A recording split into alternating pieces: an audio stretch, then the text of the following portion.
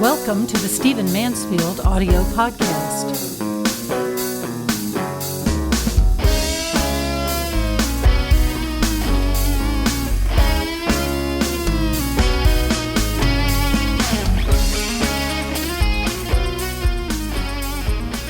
I want to talk to you in this podcast about something rather unusual.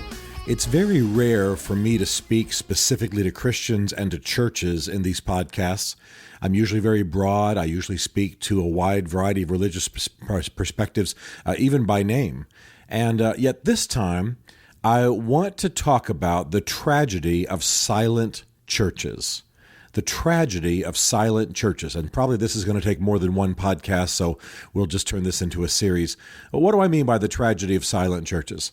One of the things that has really grieved me in recent years is the way that many churches, now other institutions of faith do this as well, but mainly Protestant churches, evangelical churches in particularly, are silent on social issues.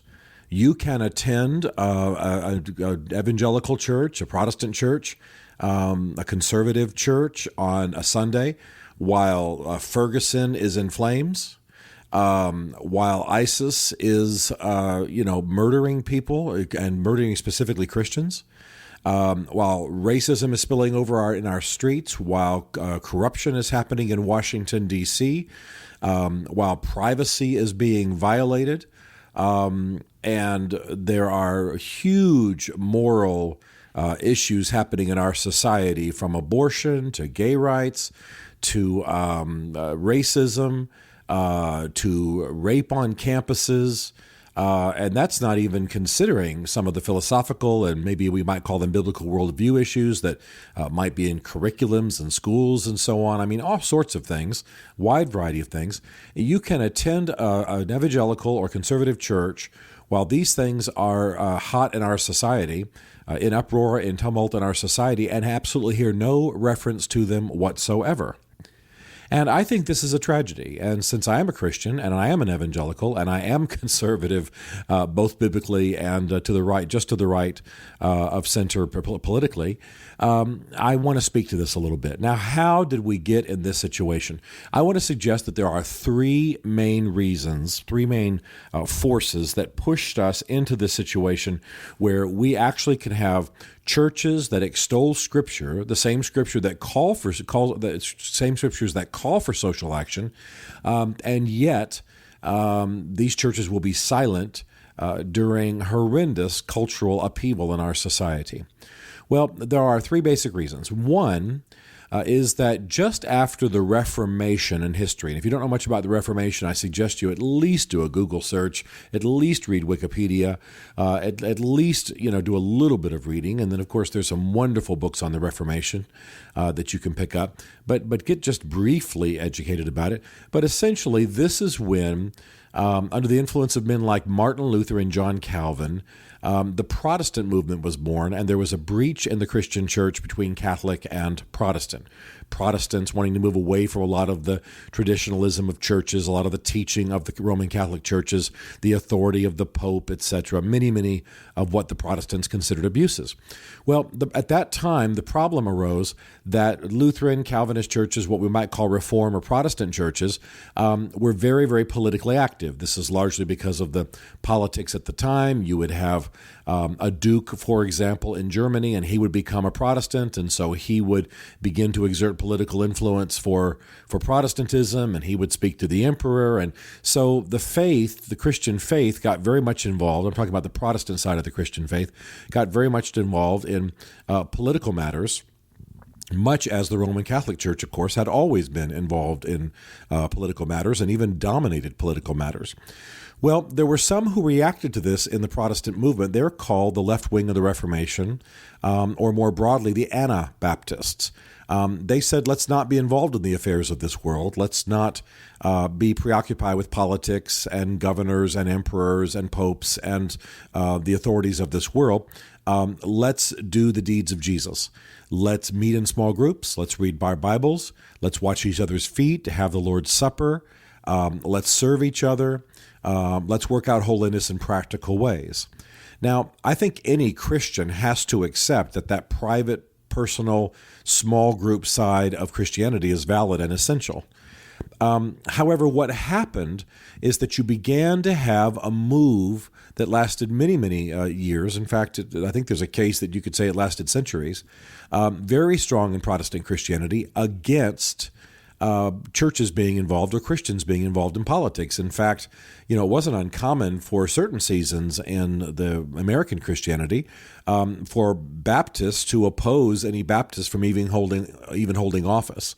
Now, that's of course changed now, but the left side of the Reformation, the Anabaptists, which would include Baptists, the Amish, the Moravians, later the Churches of Christ, many organizations like that, Mennonites. You would have an emphasis on the personal side of Christianity, on the small group, family, congregational level of practical Christianity, but definitely a move away from involvement in politics. Now, this was a reaction, of course, to how much the Protestant church was involved in political affairs. And so that trend influenced a lot of people over the centuries and has influenced a lot of churches and leaders today. Some genuinely believe that we ought not be involved in the quote-unquote affairs of this world. Now, my view is, of course, the Reformed view, which is that Scripture calls us to be involved in government and politics, that there are some people who are called to be, to run for office, to be what the King James Bible would call civil magistrates, that this is honorable, that this is a calling, that some are as destined and as called to that as are pastors to the pulpit. But of course, that should be done without neglecting the private, personal, devotional side of Christianity. Yet this has been one of the big influences in our churches today, especially in the evangelical churches. You'll find many pastors teaching their congregations, let's not be involved in the affairs of this world, let's not bring politics into Christianity, et cetera, et cetera. Well, I think that's a false view. You definitely don't want to turn our churches into just, political centers. At the same time, politics, a reformational, a reforming view of this world, a desire to address poverty, to right injustices, to speak out for the poor and the oppressed, etc. All of this is commanded in Scripture. So Christians really can't hide from the affairs of this world, although I certainly can understand why we would not want to get into the, dirty backroom, smoke-filled room kind of dealings of a lot of political involvement. I'm very involved in politics, do a lot on the Hill in D.C., as many of you know, do a lot of consulting, and yet I attend a church, where we kneel and wash feet and take communion every week, and Bev and I walk out Christianity in very, very practical ways. So in my view, this is one thing that we've got to deal with. We've got to stop this reactionary influence that came out of the Reformation that says to us that we should not be relevant. A second influence I want to say I want to say it quickly because I don't want to go long on this podcast, that I think is extremely important, and that is simply ignorance. The reality is that the average pastor, smart as he or she is, as educated, as learned, as degreed, as well-read as they might be, they have a very hard time getting accurate information. And many a pastor, many a clergyman has said, in conversations with me, has thrown up their hands and said, I just don't know enough about these things to comment. Well, I understand, and believe me, I have to spend a lot of time and money getting the information that I need and having people help me and experts teach me and so on, so I can be the kind of influence I want to be. And so I want to say to the average pastor or clergyman out there, build structures within your church so that you can get educated. There are people called to this.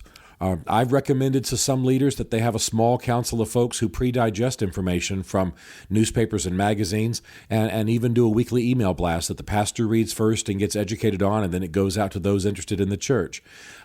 There are those who can inform you. I know one pastor who, after I'd met with him and recommended a few approaches, had a small group of lawyers and PhDs, college professors, and activists meet every week over breakfast with him and help him understand and think through the major issues of the time. It had a profound influence on the church. It didn't make it political, but it made the pastor more articulate about these matters, better informed.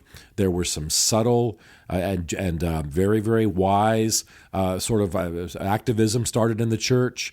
I'm talking about addressing poverty, addressing local racism, working with the mayor in town, things like that. It was wonderful. And it all came out of having a breakfast once a week in which the pastor could meet from wise heads. And I want to recommend one other thing, too. Any church worth its salt certainly should be praying every week in its public services about the major issues in our society. These prayers do not have to be and should not be partisan. But I think if a pastor doesn't feel competent doing it him or herself, then I recommend that they have elders or people in the congregation who pray in the services publicly for just a few moments about, some of the hot issues in our society.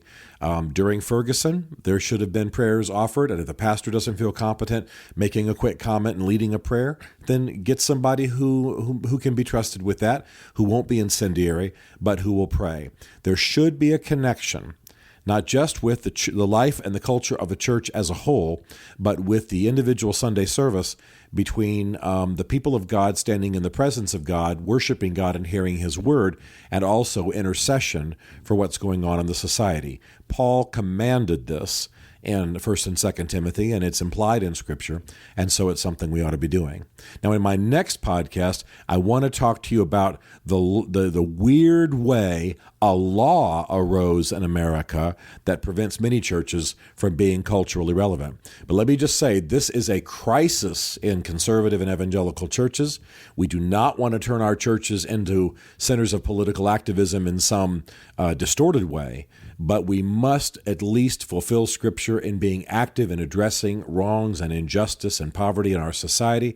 We must be informed. We must help people understand things from the standpoint of a biblical worldview. And we must pray, get informed, and certainly battle an unbiblical pietism. Yes, that's the technical word for it through the centuries.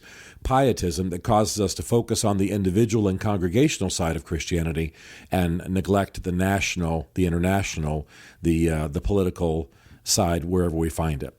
This is the calling of church, to be salt and light in the world, and we need to take steps to not be seen to be retreating, and in fact, not to actually be retreating from the struggles of this life.